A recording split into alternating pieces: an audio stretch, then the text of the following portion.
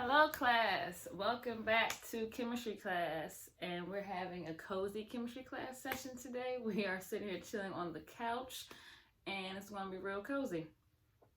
So gather and let's come in a small circle and let's talk about today's topic of discussion, which is going to be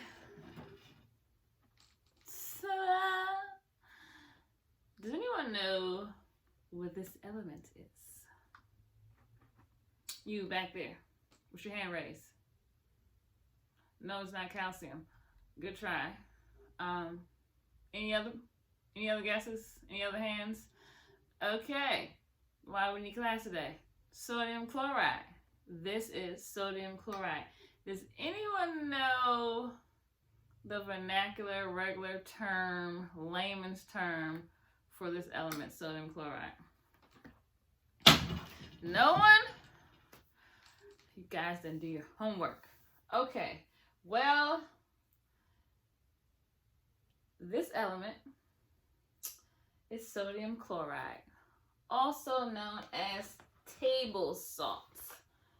Get a good look. Zoom. I'll put the picture up on the post, and I'll post it to Instagram as well.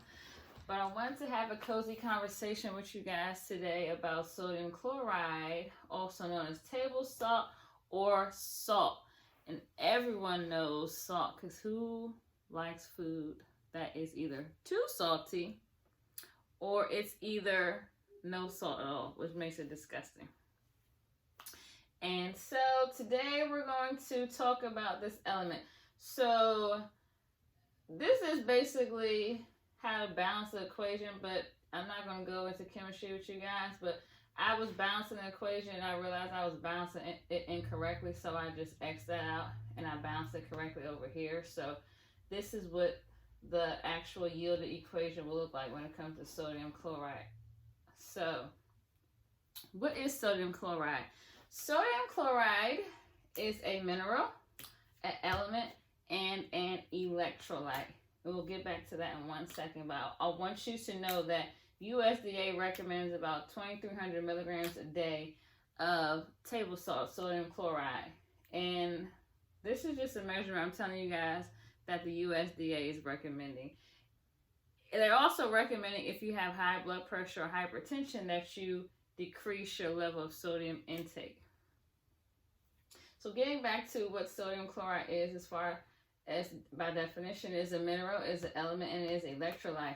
I have boxed off the prefix electro because sodium chloride is an ion that can conduct electricity. You hear about electrolytes and people say, drink your Gatorade, or drink coconut water as a replacement for Gatorade to get electrolytes. And we'll go further into that and a little bit of wives' tales or hearsay that really isn't, I wouldn't say it's hearsay, but has a lot of truth and fact base. So table salt versus sea salt.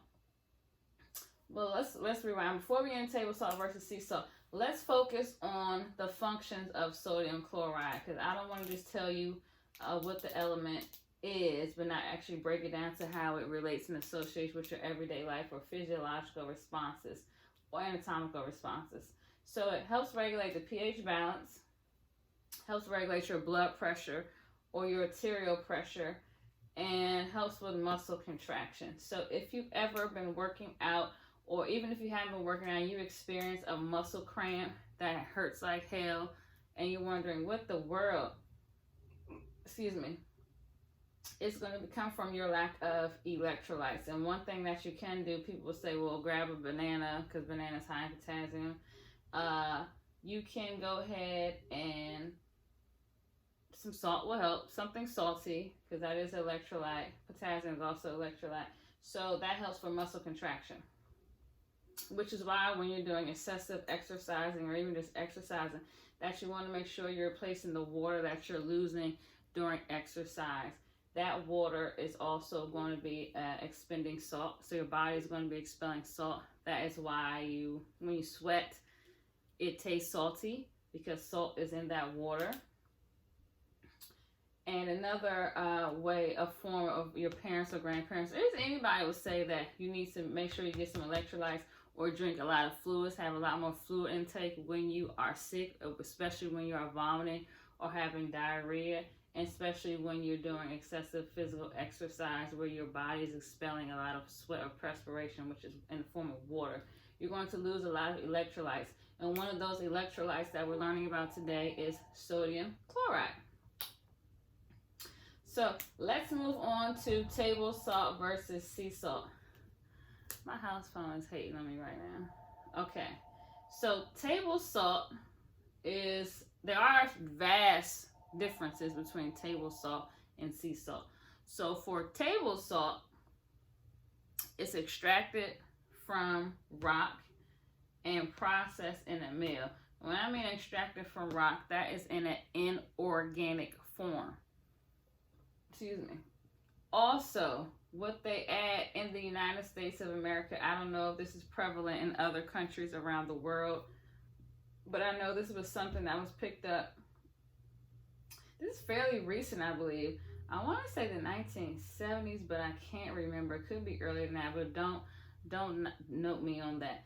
So they add iodine and anti-caking agents to table salt. So you'll go into a store and you might want to get some you might want to get some table salt.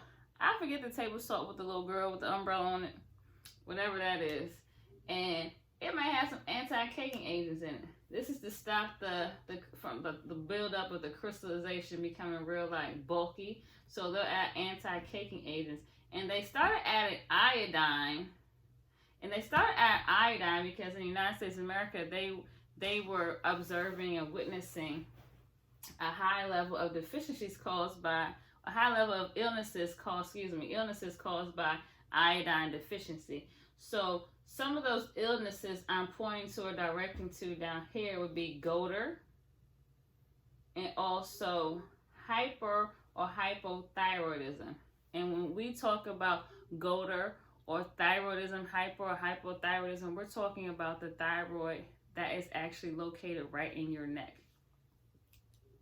And so if you don't have enough iodine, you have hypothyroidism.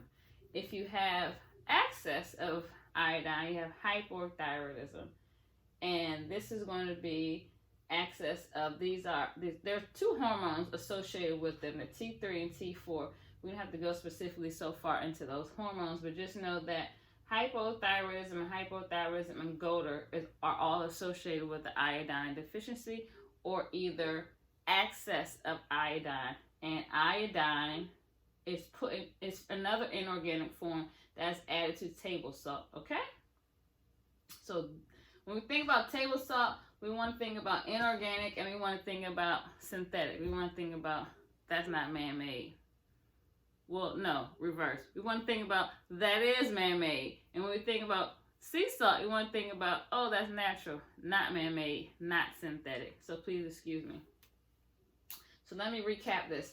Table salt, extracted from rock, which is inorganic, processed in a mill, added iodine and anti-caking agents. Not always will you see anti-caking agents, but you can in the form of table salt that you'll find in your local grocery stores or markets. Now, versus sea salt. With my knee down on this cozy couch. So sea salt is what I eat. I do not eat table salt knowingly. So in contrast, sea salt will come from plants that absorb minerals from the water. So we think about our seawater, we think about it's salty. Yes, it is salty because it has dissolved minerals in it. One of them being sea salt. It's organic, it's an organic form, and it's minimally processed. I don't believe you'll see anti-caking agents in sea salt. I can't say that I've seen anti-caking agents in sea salt, but if you want to know which one to purchase when you're going to the store, I think that by me just giving you a few notations that you can probably guess or make a deduction of which one you should be eating rather than the one you shouldn't. If you don't know, I'll tell you because that's what class is for. Someone raise their hand in the back. Which one? I'm getting to it. Sea salt.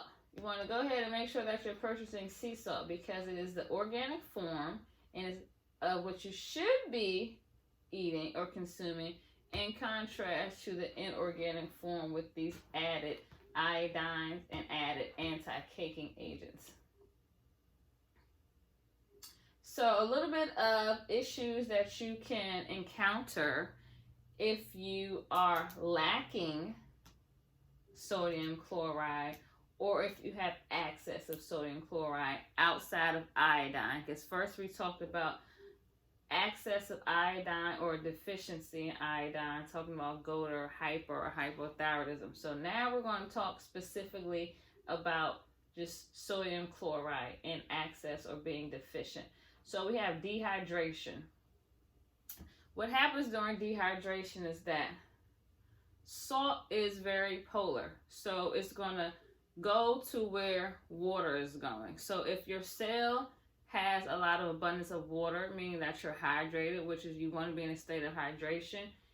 When you are dehydrated, wherever the water is going, the salt is going to go as well. So, for instance, when I talked about earlier as far as sweating, so your body is sweating and the water is coming out, or your body is expelling water, and so is the salt. That's why the sweat is salty. What leads to dehydration? One of the main things that can lead to dehydration that I like to talk about, because in my set of friends and family, and I used to be an alcohol drinker, I'm no longer an alcohol drinker. Alcohol can dehydrate you. When I say dehydrate, it dehydrates the cell. It'll pull the water out of the cell. So what's coming out of the cell as well is going to be salt. Hypertension is something we discussed because sodium chloride helps regulate blood pressure. So if you have an excess of sodium chloride, that is called hypertension, and that is high blood pressure, which is a high BP. Now, if you can experience edema, or which is known as fluid retention, when we talk about having excess of sodium chloride. So you ever heard an older person say, eating salt make your feet fat, for you younger students out here, showing my age, but salt make your feet fat. That is a true statement and fact-based, because eating a lot of sodium chloride or salt can cause you to have edema, fluid retention. That means that there's going to be a lot of swelling, a lot of fluid, that's especially around the ankles. That's one place that you'll find fluid retention is around the ankles. So if you ever see a person with swollen ankles, you can probably more than likely assume or deduce or take a hypothesis or a scientific stance and say that they probably consume a lot of sodium chloride in abundance of the USDA recommended 2,300 milligrams per day. So that just makes me think, as a scientist, what in the world are they eating? What are they eating? What are they drinking? Eat a lot of something that has a lot of salt as well as diet sodas. Because diet soda, when they're replacing the sugar, a lot of that taste that you're going to get that they're trying to mimic is going to come from salt. So diet sodas have a lot of salt. So people who drink a lot of diet sodas, they could possibly be dealing with the excess of sodium chloride or abundance of sodium chloride. Good sources for sea salt. But if you want to get sodium chloride, good sources are non-farm raised sea moss, bladderwrack. These all come from Dr. Sebi approved. They're all coming from Dr. Sebi approved ingredients. Sea salt, yes. Then we have, like I said, the non-farm raised sea moss, the bladderwrack. You have the sea nutrients such as seaweeds like dulse, nori, wakame. So those are things that you can have where you can get a good amount of sodium chloride. And I'll go back to the difference between table salt and sea salt. As I mentioned iodine earlier. So table salt is going to be fortified with iodine, meaning they're going to add iodine to it. So sea salt will not contain as much or high amounts of iodine, because like I said before, this is added. This is synthetic. This is or inorganic. This is added to this process. Where this process right here of sea salt has iodine, but it does not contain lots of iodine like you would see in contrast to table salt. And a few of the things that I was thinking about when I spoke about sodium chloride or table salt being an electrolyte, I wanted to touch on that just a tidbit because we hear about wives' tales, the old sayings you'll hear from your grandparents or your parents or the elders, and they'll tell you that you don't want to go into the water, you don't want to be swimming, you don't want to take a shower, wash the dishes when it's lightning or thundering. Well, why? Water that has ions in it, which is most water, sodium chloride being an ion, can conduct electricity. So it's not an old saying that is not fact-based or even just a little fact-based that you do not want to be in the pool or around any type of water or even putting any electricity near water, because water can conduct electricity. Okay, so you don't want to be putting anything in water or you being in water when it's lightning or thundering, or putting anything electrical in water, because water can conduct electricity. Okay, and one of those electrolytes that is found in water, or known as an ion, is sodium chloride.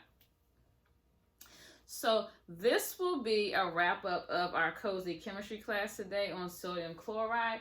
If you guys have any pressing questions, please feel free to raise your hands before we close out for the day. Any questions?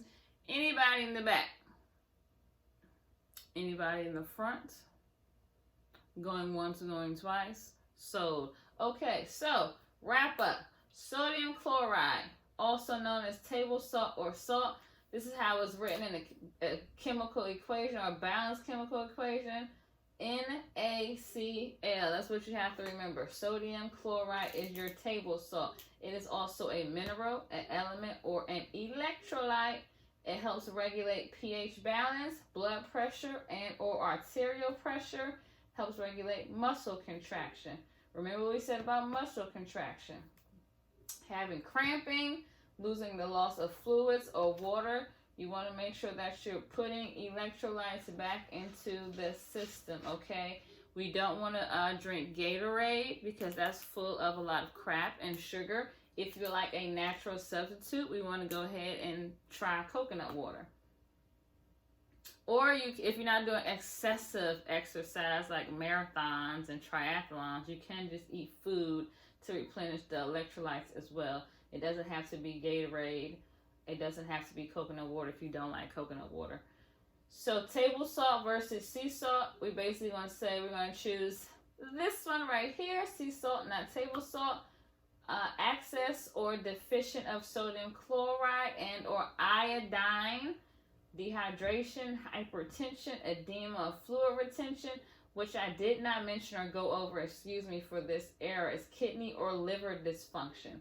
So sodium chloride helps regulate kidney function. So you will see people who have issues with kidney function, they'll be on dialysis.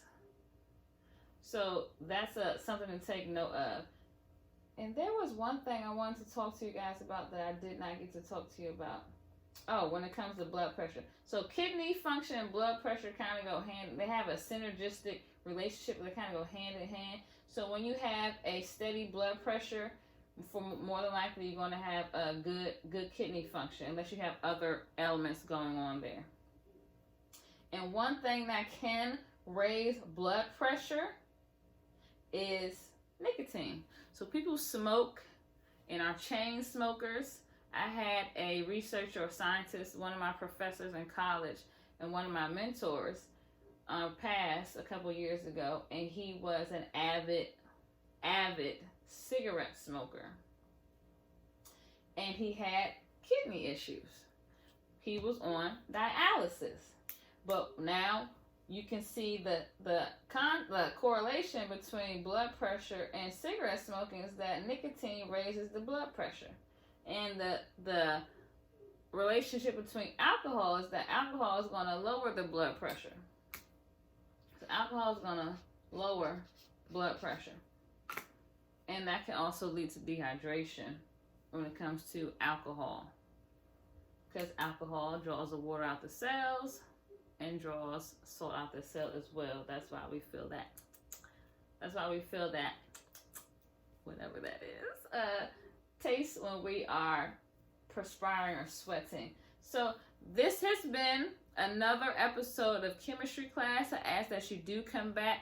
I ask that you share, subscribe. I want you guys to let everyone know about chemistry class, because you are sitting here with an actual chemist. And we would love to have you guys back. Classes look like it's growing. See you next week. Class is growing, so make sure that you are here next week. I don't know what we're going to be talking about, but I'll see you then.